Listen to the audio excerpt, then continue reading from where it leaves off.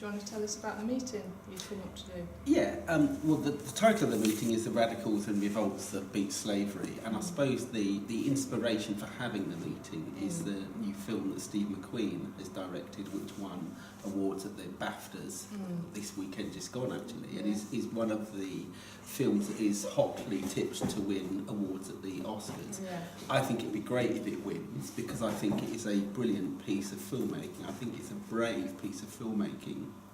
And why do you think it's brave? Because I think it's probably the most brutally honest depiction of slavery that I've ever seen.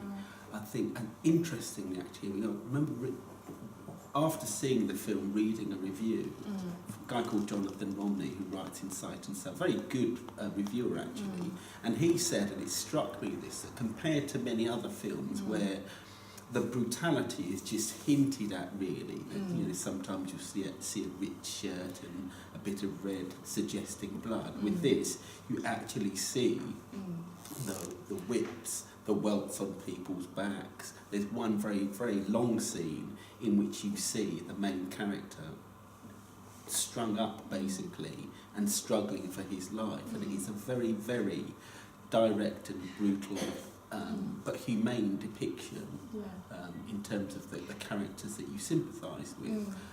And I just think it's a fantastic film. And also I think Steve McQueen himself explicitly said he wanted to pose questions to make people come away and think about slavery and its legacy. So that's what we want to talk about during the meeting. Okay. So what do you say to people that think that the reparations should be made for slavery? I think it's a very interesting question. I'll tell you one of the reasons why I think it's particularly interesting. I think if you think of what's been happening in this country over the last 2 weeks, the floods and the devastation that's caused, I was struck when Nigel Farage, the leader of UKIP, decided to intervene by saying, I think charity should begin at home, and all this money that is spent on international aid should instead be spent bailing people out in this country. Of course, I'm absolutely in favour of people being bailed out in this country, but if Nigel Farage or anybody else thinks that the pittance that is spent in international aid compares with the devastation and the exploitation of Africa over hundreds of years, if it repays that, then really he's got another thing coming. I have to say, I think that the call for reparations, it's an understandable one, given the absolute levels of poverty and devastation that you still see in parts of the global south.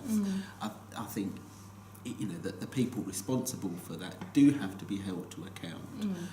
I think the slight issue is if the suggestion that there should be reparations is a suggestion that all white people in Europe, for example, were responsible for slavery, and that therefore you should take resources away from everybody rather than taking it away from the minority who were the planters, the exploiters, the huge corporations that benefited to the tunes of billions of pounds over centuries from slavery.